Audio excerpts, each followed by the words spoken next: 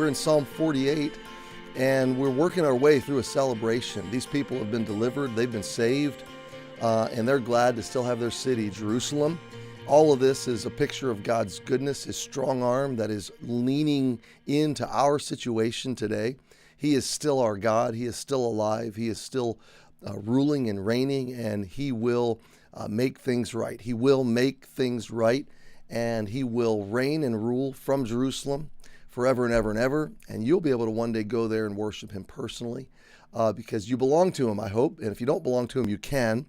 I love how this psalm ends. Okay, so we have seen God in their city, God in their enemies, God and their worship, worshiping Him at the temple, considering, thinking about His mercy, celebrating His righteousness. Now we pick it up in verse 12. Okay, so the pilgrims we talked about yesterday have journeyed to Jerusalem, and they've seen now with their eyes what they believed and heard the report of by faith.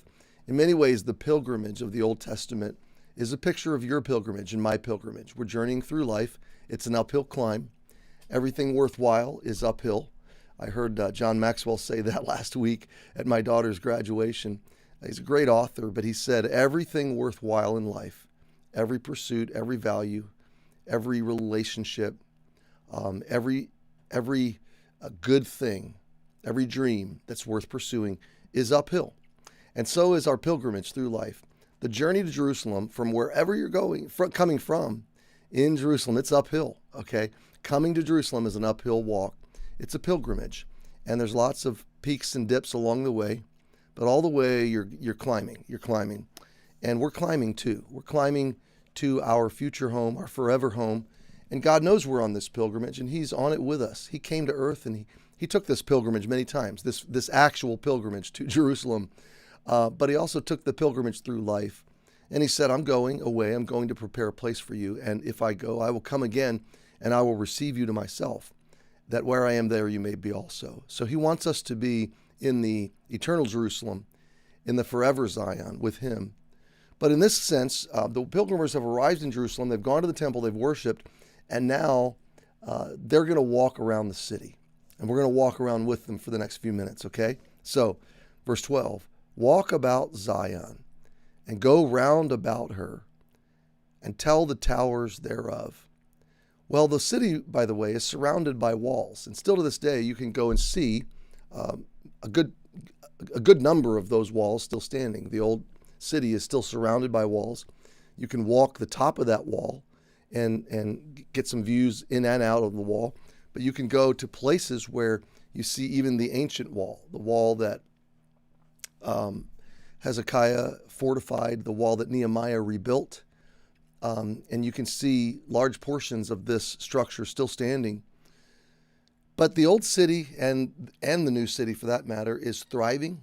It is a place, sure, there's political and there's ethnic tension, but it is very much a flourishing city of joy and happiness and celebration. People that know God and love God come from all over the world to worship God in Jerusalem. He predicted that they would, and that one day they'll do that forever. But in this verse, we're told, walk about Zion, go round about, and mark out the towers. Like, observe the towers. They're still standing. Like, the walls are still here.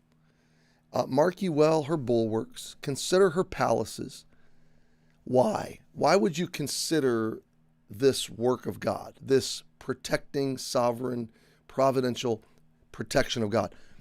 That you may tell it to the generation following. What is the psalmist really saying? And how does this apply to us today? He's saying, walk around this city and mark down the things that God has preserved and done, and recognize that it is His hand that did it. It's not our brilliant military strategies. God did this. God protected these towers. God establishes this protection. God has built up these palaces. And make sure you tell this to the next generation. Tell this story to the next generation. And I want to drive this home on two levels, my friend. The first is that the story of Jerusalem, just the story of Jerusalem alone, is reason enough to believe in the supernatural existence and providence and power of God. He has revealed Himself through the story of Israel and the story of this city. You know, there is no Babylon, and Babylon was the jewel of human existence for generations. There is no Sodom and Gomorrah, and I could go on and on and on.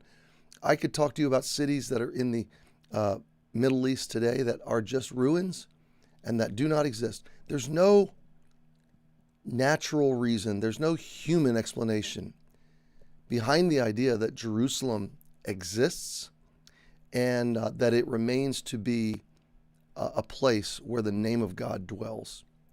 Now, there's a lot of turmoil around that. I get it, and God's going to resolve that. But the fact that it even is, when empire after empire after empire has tried to destroy it, remove it from existence, God has continually said, it's going to be restored. It will be a place where people will come from all over the world. It will be a place of life. Children will play in the streets, and I will rule and reign from that place forever and ever and ever. He's going to make it a new Jerusalem one day. But my friend, that alone is reason to have great confidence in God today. But the second application is this. Look at the realities of your life that God has brought you through. Look at the battles and the victories that he's led you through, the valleys, the deep trials, and memorialize them in story form, excuse me, and tell it to the next generation. Tell it to the generations following.